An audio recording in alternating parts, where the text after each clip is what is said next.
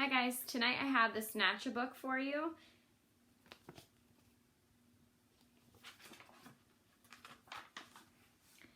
One dark, dark night in Burrow Down, a rabbit named Eliza Brown found a book and settled down when the Snatchabook flew into town.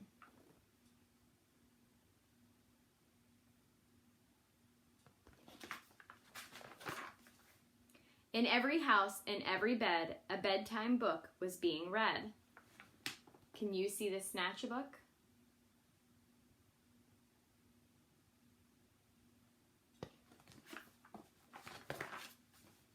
Tales of dragons spitting flames, witches playing spooky games, pirates on the seven seas, princesses trying to sleep on peas. And every child in every bed listened hard to each word said.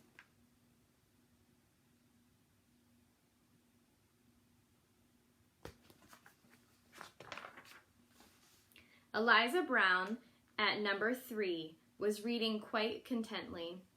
Her curtains opened just a chink. She barely had a chance to blink. Her storybook just disappeared. Eliza found that very weird. Where did it go? Do you see any clues on the page?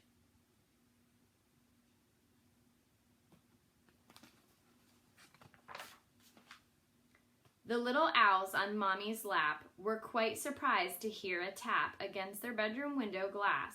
Tap, tap, the noise came really fast. Before they'd even look around, the book was gone without a sound. The wind blew wild across the sky. The smallest squirrel heard a cry. "What's that?" she whispered to her dad. But then, and this was really bad, before they'd had a chance to look, she'd lost her very favorite book.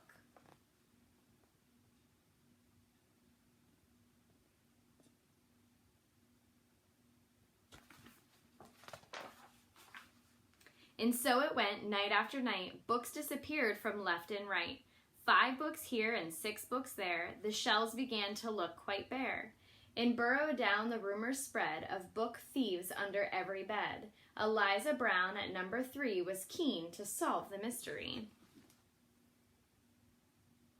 I don't know about you guys, but I'd be pretty sad if my books went missing. She planned one night to lie in wait and use a pile of books as bait. Long hours passed without a peep. She'd nearly fallen fast asleep when suddenly Eliza heard a flap of wings. A bat? A bird? Eliza saw a shadow loom, enormous, right across her room. What kind of monster could it be? Eliza thought. You don't scare me. And yet her heart was beating fast. She'd have to face the thief at last.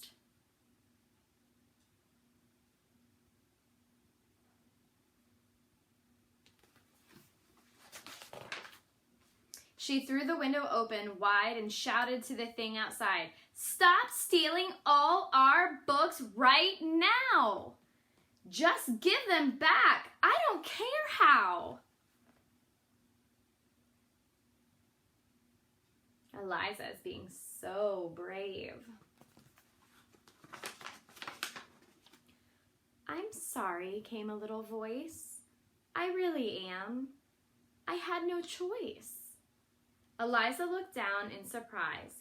She couldn't quite believe her eyes. "So who are you? And what's your name?"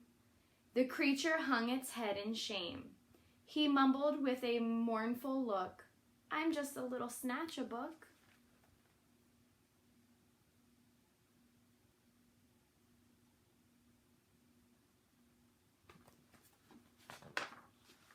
Eliza nodded solemnly.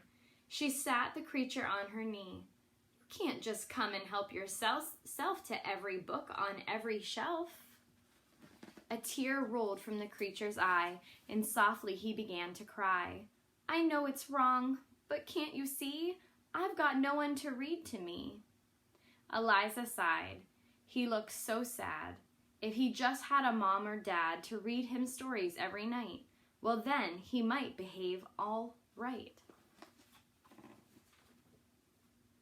You guys are so lucky. You have so many awesome people that you can listen to read stories.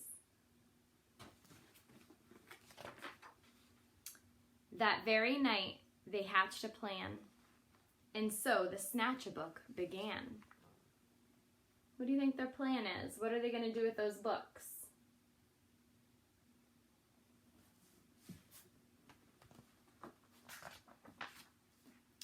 To give back all the books he'd picked, Eliza Brown was very strict.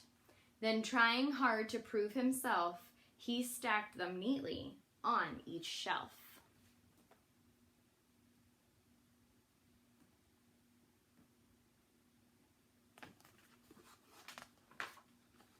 And when he'd made his full amends, Eliza called on all her friends and told them how he'd worked all night to turn a wrong into a right.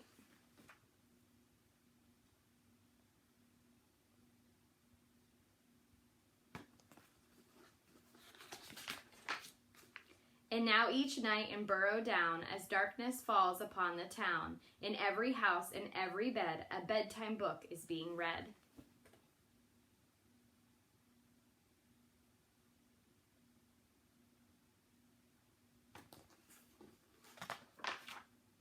And if you take a close look, you might just see the Snatchabook, perched happily on someone's bed, listening hard to each word said. So all the animals made sure the Snatchabook would have a book every night to listen to.